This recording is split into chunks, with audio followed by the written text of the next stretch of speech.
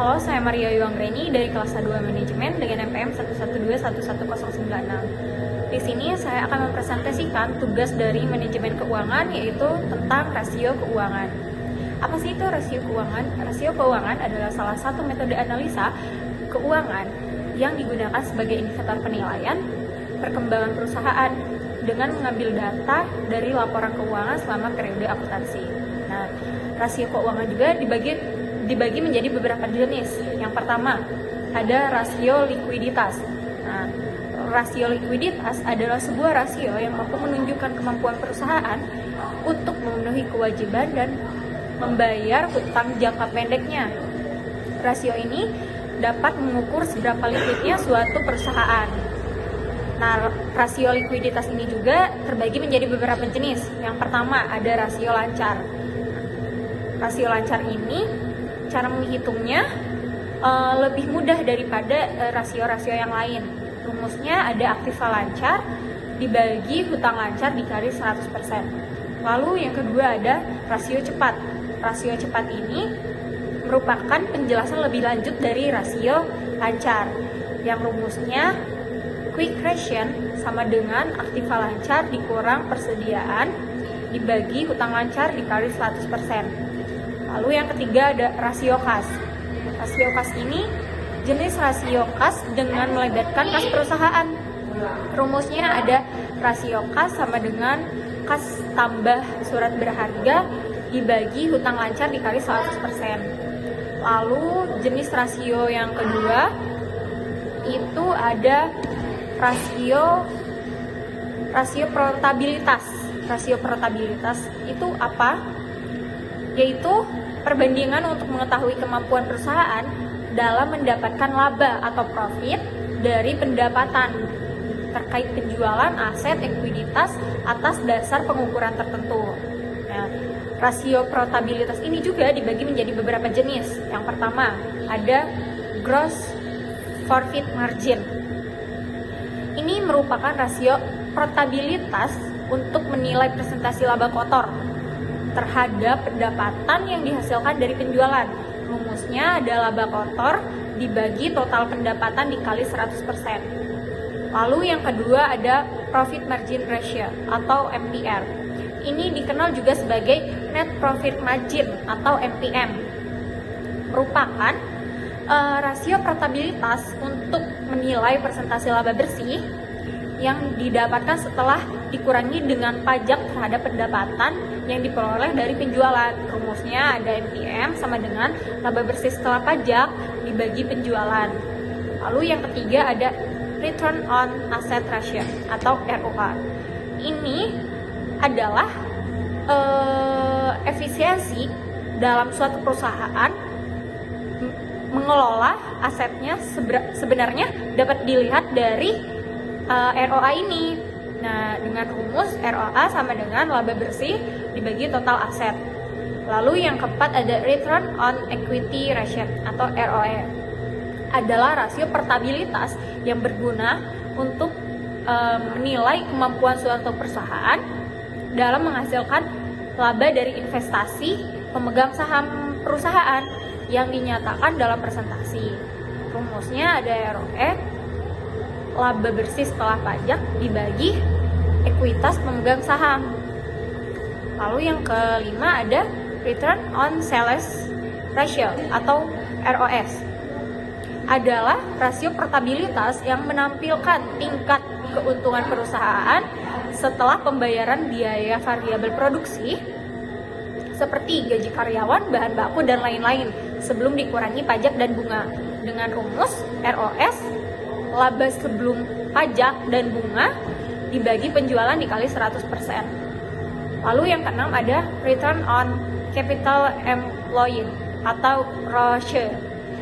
Ini adalah rasio profitabilitas yang mengukur keuntungan perusahaan dari modal yang digunakan dalam bentuk presentasi. Rumusnya ada dua. Yang pertama ada ROCE sama dengan laba sebelum pajak dan bunga dibagi modal kerja, atau yang kedua ada ROCE sama dengan laba sebelum pajak dan bunga dibagi total aset dikurang kewajiban. Lalu yang ketujuh ada return of investment atau ROI, adalah rasio portabilitas yang dihitung dari laba bersih setelah dikurangi pajak terhadap total aktiva. Rumusnya ada ROI sama dengan laba atas investasi dikurang investasi awal dibagi investasi dikali 100%. Nah, lalu ada jenis rasio keuangan yang ketiga, yaitu ada rasio solvabilitas. Nah, rasio solvabilitas ini adalah matriks yang digunakan untuk mengukur kapasitas bisnis membayar hutang sebagai dasar penilaian bagi kreditur. Nah, rasio solvabilitas ini juga dibagi menjadi beberapa jenis. Yang pertama, ada debt to asset ratio atau disingkat dengan DA ratio, yaitu perbandingan antara jumlah kewajiban sebelum dibayar dan total aset perusahaan saat ini. Rumusnya DA sama dengan debit dibagi aset. Lalu yang kedua ada debt to equity ratio atau DE ratio, yakni perbandingan jumlah kewajiban dengan total modal operasional bisnis atau yang disebut juga sebagai ekuitas, dengan rumus DE sama dengan debit dibagi ekuitas. Lalu yang ketiga ada debt to capital ratio atau DC. Ini adalah perbandingan dari jumlah hutang dengan total kekayaan perusahaan saat ini, baik yang sudah diubah menjadi aset atau valuasi saham, dengan rumus DC sama dengan debit dibagi debit ditambah ekuitas. Lalu untuk jenis rasio keuangan yang keempat atau yang terakhir ini ada rasio aktivitas. Nah, ini adalah salah satu rasio yang membandingkan antara tingkat penjualan dan investasi pada semua aktiva yang dimiliki perusahaan. Nah, dengan demikian maka fungsi akuntansi keuangan dapat berjalan dengan lancar. Rasio aktivitas ini juga dibagi menjadi beberapa jenis. Yang pertama, ada rasio perputaran piutang.